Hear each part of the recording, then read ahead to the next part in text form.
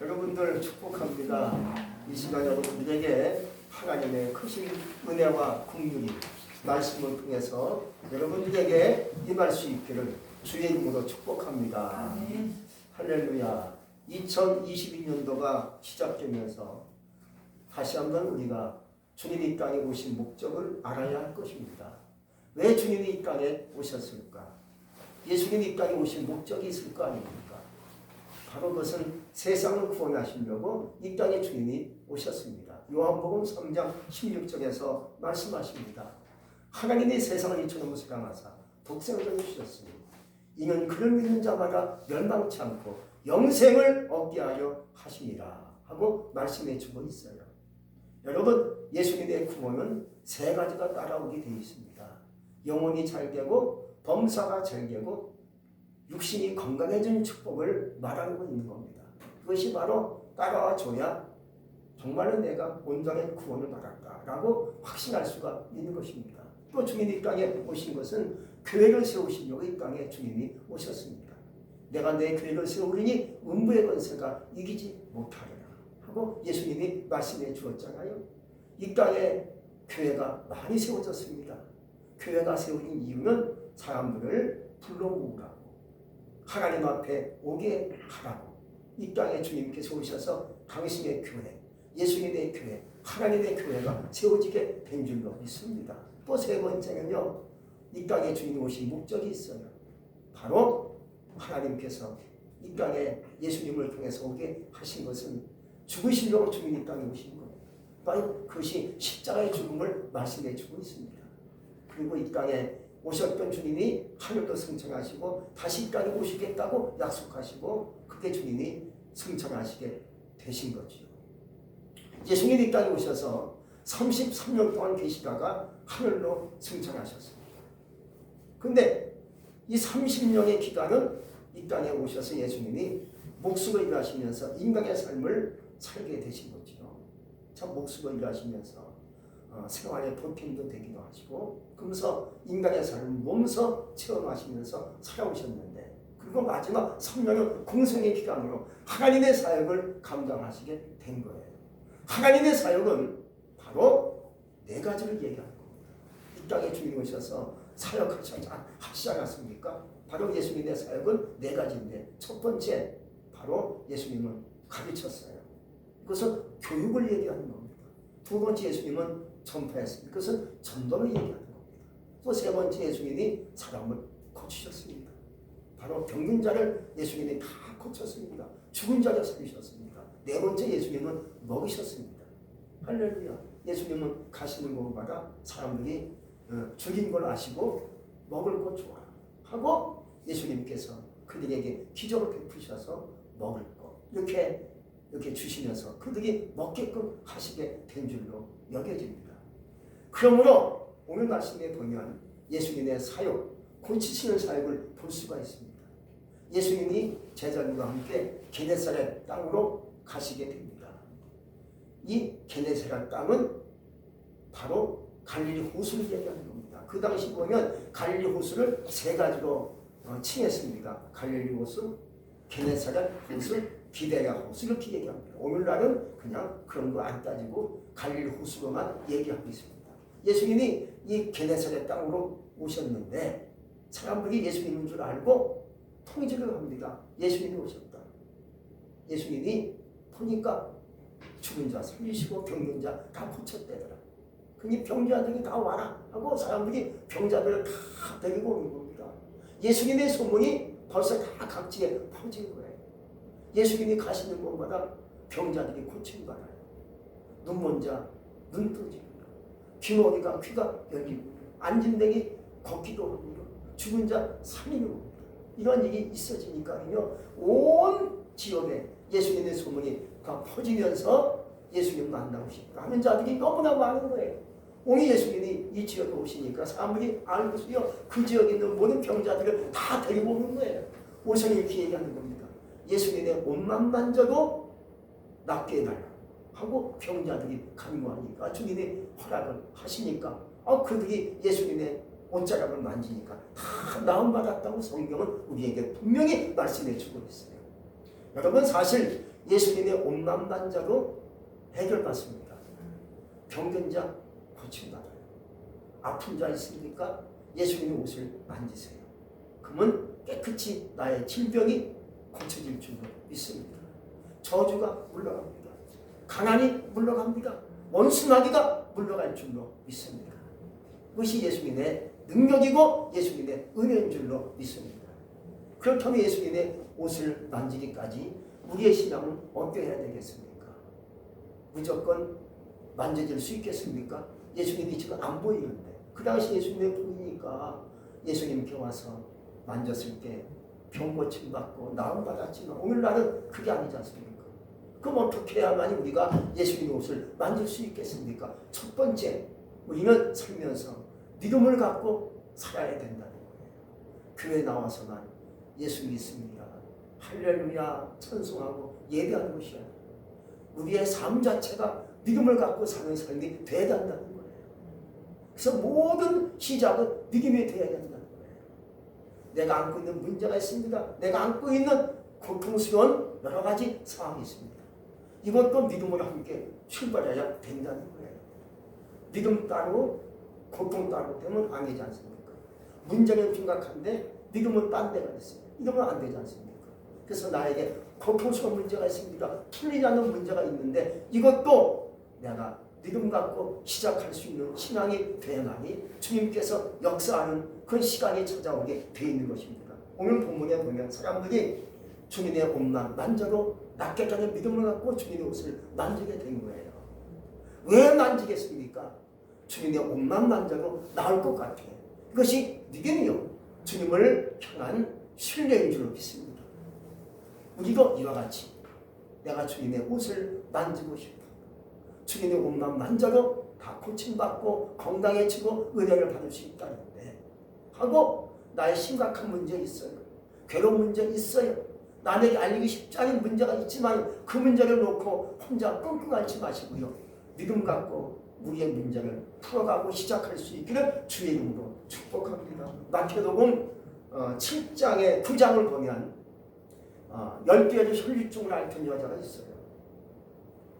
이 여자는요, 자기 병을 고치려고 여기저기 찾아다녔지만 돈만 다 허비하고 고칠 수 없다고 얘기합니다.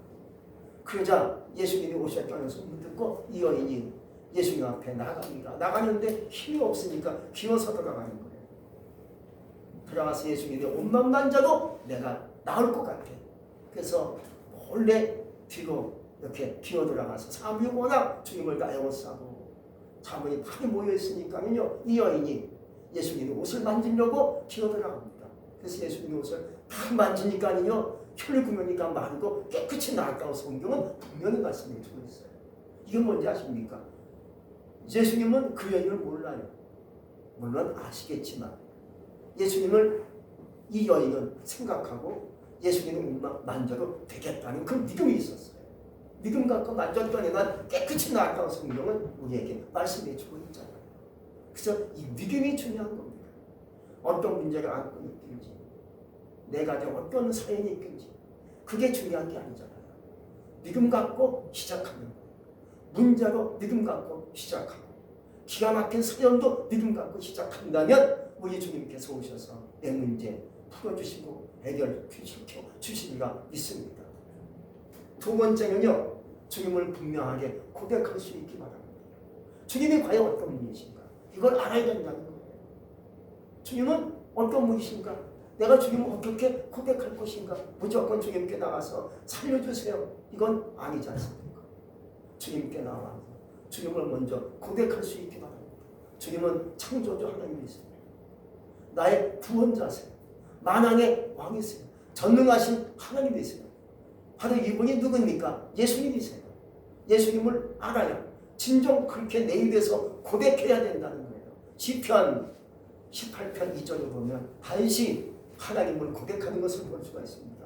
여호와는 나의 반석이시요 나의 요새시요 나를 건지시는 자시요 나의 하나님이시요 나의 방패시요 나의 피할 바위시요 나의 구원의 뿌리시요 나의 산성이시로다 하고 이 시편자 다윗이 하나님을 고백하지 않습니까? 이런 고백적인 신앙을 갖고 나가니까 주님이 역사하게 되는 거예요. 무작정 가는 것은 위험천만한 신앙이 아니겠습니까? 여러분들이 하나님께 오실 때마다 주님을 먼저 진정 고백할 수 있기 바랍니다. 나에게 있어서 주님은 어떤 분인가? 이걸 고백해 드릴 때 하나님 오셔서 나의 믿음대로 역사하게 돼 있는 거예요. 여러분들이 진정 하나님을 아름답게, 멋있게, 기가 막히게, 놀랍게 바로 그 하나님을 고백할 수 있기를 주의 이름으로 축복합니다. 또 세 번째는요, 주님과 소통을 해야 된다는 거예요. 하나님이 인간에게 다른 동물과 달리 말할 수 있는 특권을 줬어요. 왜 인간만이 말할 수 있겠냐?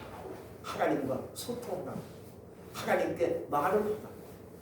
우리에게 말할 수 있는 특권을 주신 거예요. 그러므로 말하지 못하면, 말하지 않으면 우리의 사정, 문제를 누가 할 수 있겠어요?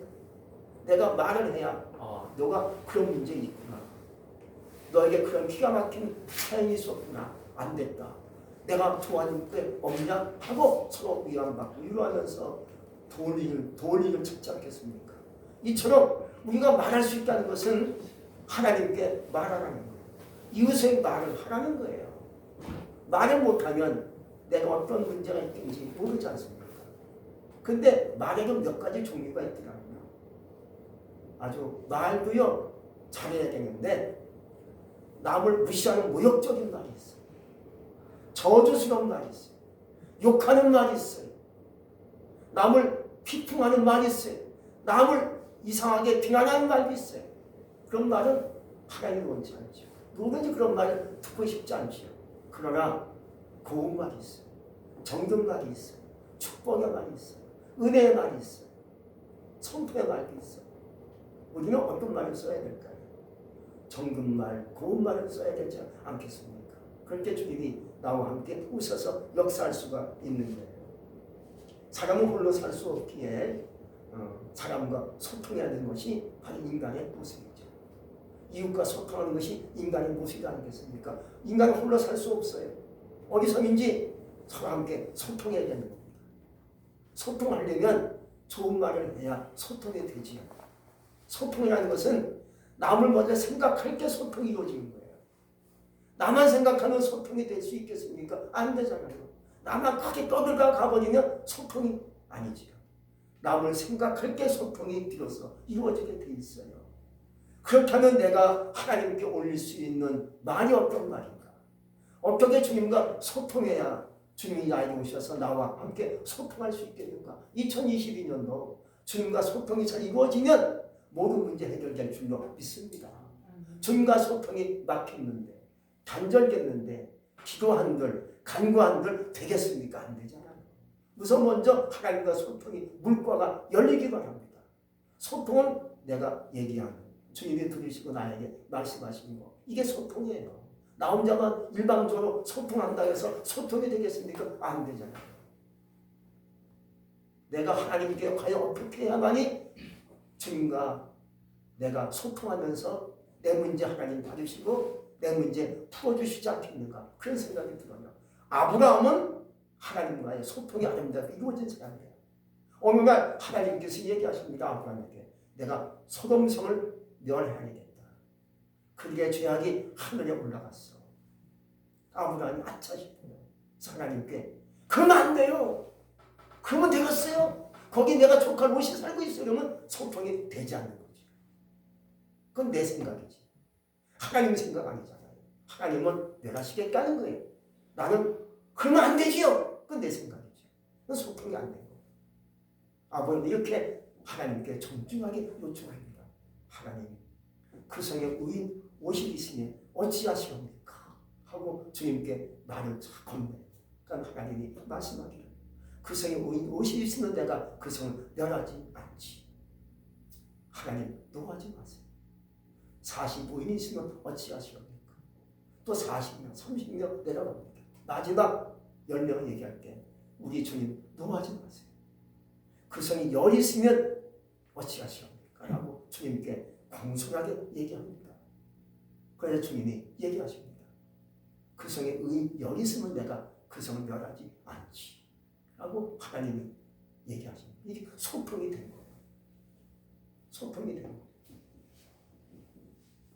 여러분, 우리는 가끔 이런 식으로 얘기합니다. 말만 툭 던져요, 하나님께. 하나님, 이러시면 안 돼요. 큰일 났어요. 절망적이에요. 힘들어 죽겠어요. 소통이 아니지 않습니까? 그렇게 말하는 사람이 있어요. 그러면 이런 식으로 우리가 옆 사람에게 얘기해 보세요.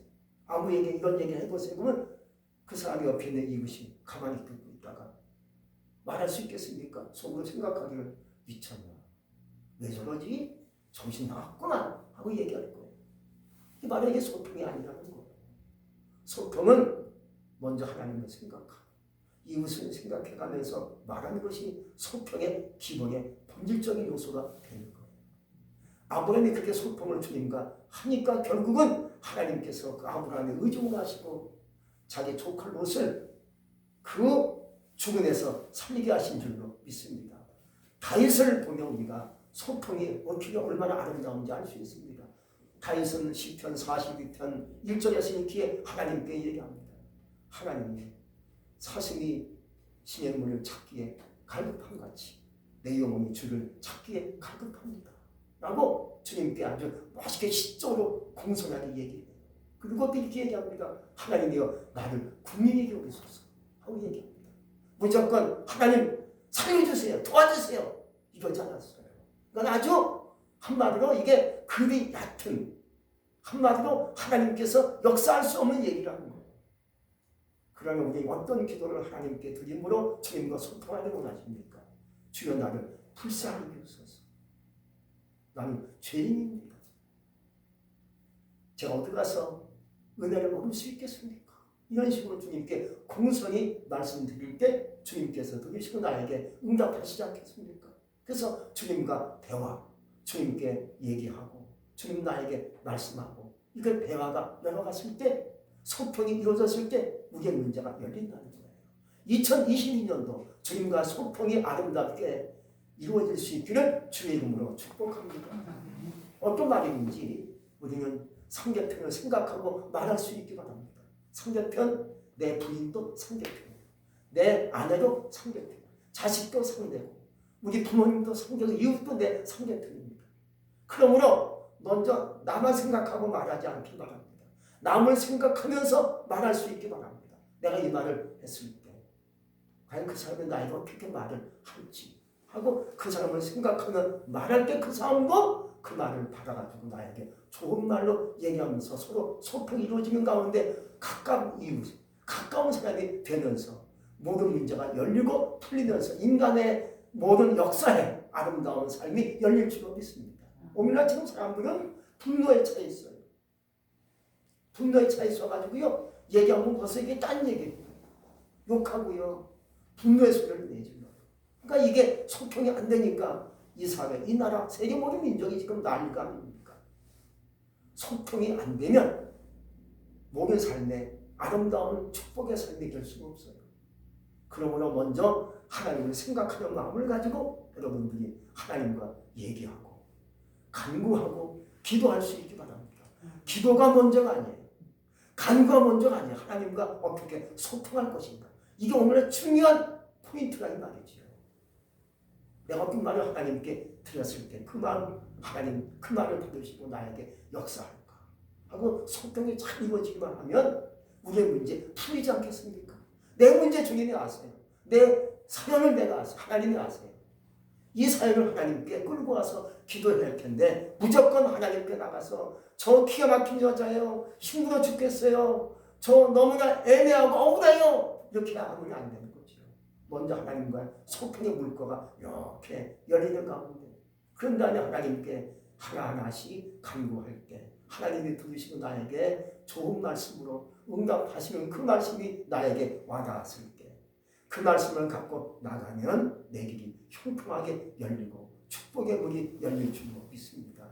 2022년도 하나님과 소통이 이루어지는 가운데 주님이 주신 말씀을 안고 말씀을 마음속 생각에 집어넣고 갈 수 있기를 주의 이름으로 축복합니다. 마지막으로 나를 낮춰야 됩니다.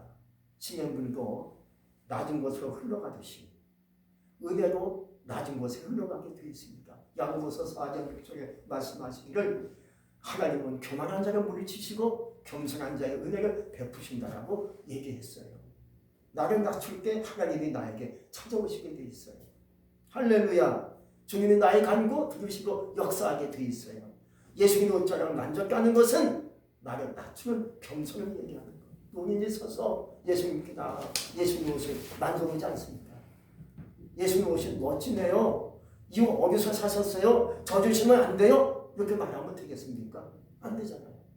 눈이 서서 예수님 옷을 만지진 않아요. 엎드려서 만지는 거예요. 예수님 옷을 만지면 나의 병이 낫겠지. 예수님 옷자락을 내가 만지면 나의 문제 해결받겠지. 예수님 옷을 만지면 나의 저주가 물러가고 강함도 물러가겠지. 하고 예수님의 손을 옷자락을 만지기 위해서 엎드리는 거예요. 이게 겸손을 얘기하는 거예요. 오늘 본문에 보면 많은 병자들이 와서 예수님의 옷을 만졌다고 얘기했습니다.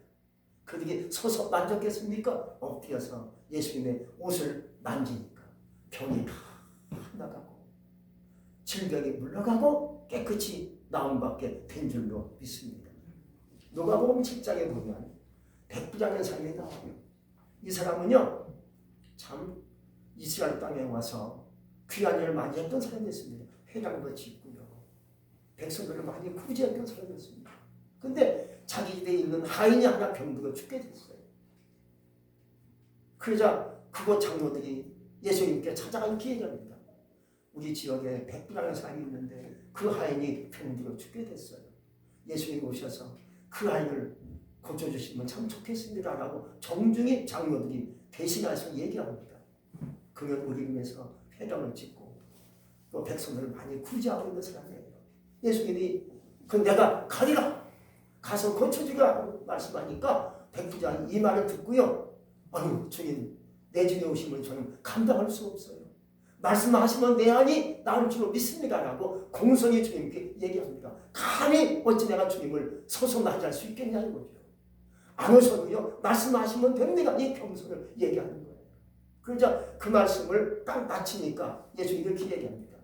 야 이스라엘 중에 이만한 믿음을 내가 만나보지 못했노라 하고 말씀을 딱 했을 때 그 하인이 깨끗이 나왔습니다. 여러분 겸손하면 다 되는 거예요. 겸손한 문제 풀리게 돼 있어요. 내가 교만하니까 예수 믿고 불 믿고 소리쳐도 안 되는 거예요. 내가 나를 낮추고 겸손히 하나님께 나갔을 때 벌써 하나님께 겸손히 나가면요 내 문제 풀리기 시작하는 거예요. 그것이 기도요. 겸손이 그것이 간구요. 그게 외치는 우리의 소리가 되는 거예요. 어느 시골 마을에 숫닭 두 마리가 안팎을 차지하기 위해서 싸우게 됩니다. 땅을 박차고 하늘로 올라가서 공중에 떠서 막 부딪히면서 숫닭 두 마리가 싸우고 있었어요. 근데 한참을 싸우고 있는데 승패가 결정났어요. 싸움에서 진 숫닭이 고개를 떨구고 상처를 입고 캄캄한 부소로 가서 숨어버렸습니다. 왜? 졌으니까. 그러자 이긴 숫닭은요 얼마나 신나요. 내가 암탉을 차지했노라. 그래서 큰 담장에 올라가서 소리를 치는 겁니다. 꼭기요 하고 소리를 치는 거예요. 그러자 이 소리 들은 독수리가 날아와서요 그 숫닭을 낚아채가 버렸습니다. 그러자 결국은 싸움에 진 숫닭이 암탉을 차지하게 됐다는 겁니다. 여러분 인생살이 살면서요 영원한 승자도 없어요. 영원한 패자도 없는 거예요. 오늘의 승자가 내게 패자가 될 수 있고 오늘의 패자가 내게 승자가 될 수 있는 것이 인생살이에요. 내가 이겼다고 의식하면요 그것이 내 인생의 걸림돌이 될 수 있다는 거예요. 하나님 앞에 그저 겸손히 엎드려서 하나님께 기도하고 간구하는 거예요. 공손히 하나님께 기도하고 간구하시고 나를 낮추는 가운데 예수님의 옷자락을 만지시면 2022년도 되시기를 주의 이름으로 축복합니다. 기도하겠습니다. 전능하신 하나님 감사합니다. 오늘도 주의 말씀을 우리에게 허락하시고 은혜를 주시니 진실로 감사합니다. 예수님의 옷자락은 누가 만질 것인가? 우리가 내가 진정 주님의 옷자락을 만질 수 있기를 원합니다. 하나님 앞에 진정 아름다운 말로 좀 공손한 말로 주님과 소통이 이루어지고 나는 낮추면 간구가 이루어지는 가운데 예수님의 뼈를 만져서 가난이 물러가고 질병도 떠나가고 저주가 끊어지고 하나님의 복된 삶이 우리에게 열리게 하여 주옵소서. 예수 이름으로 감사하며 기도했습니다. 아멘.